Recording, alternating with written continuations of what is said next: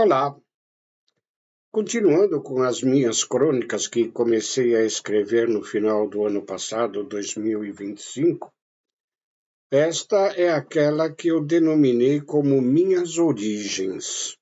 Vamos lá. Minhas origens.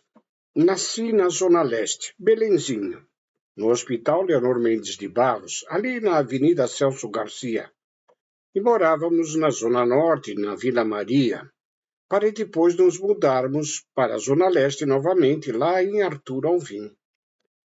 Da Vila Maria, lembro vagamente de ter um amiguinho de nome Luizinho, que todos chamavam de Zinho.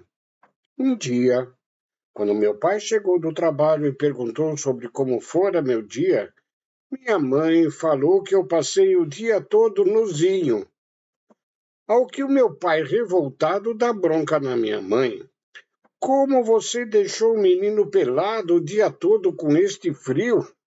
Minha mãe ria, até não poder falar mais. Até que conseguiu explicar que não era Luzinho, mas na casa do amiguinho Luzinho. Meu pai riu a valer.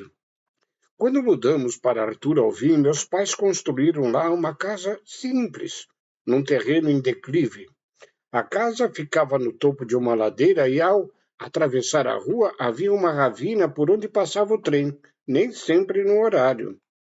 A casa em si era composta de quarto, sala e cozinha. E o banheiro? Como nas casas do interior, a casinha ficava do lado de fora. Água encanada não tinha, era poço mesmo, que vivia cercado para as crianças não chegarem perto. No mesmo terreno tinha a casa da tia Ruth e dos meus primos, o Joãozinho e Pedrinho, os quais, mais velhos do que eu, já iam na escola. E como minha tia trabalhava fora, minha mãe é que tomava conta deles e também tomava as lições de casa. Momento este que eu gostava de ir aprendendo, com minha mãe, as primeiras letras e números. Tanto aprendi que quando entrei na escola primária, já com 6 anos de idade, eu já sabia ler algumas palavras e escrever o meu nome completo. Nesta época, eu não me lembro das dificuldades que meus pais passavam, pois eu era o tesouro deles e, como tal, sempre muito bem cuidado. Os ganhos do meu pai eram bem poucos e mal davam para o sustento dos três, de sorte que eu ficava com o bem bom e eles com o que podiam ter, inclusive com os chuchus que a vizinha dava para minha mãe. Anos depois eu fiquei sabendo que meu pai não suportava mais comer tanto chuchu, visto ter de comer todos os dias naquela época.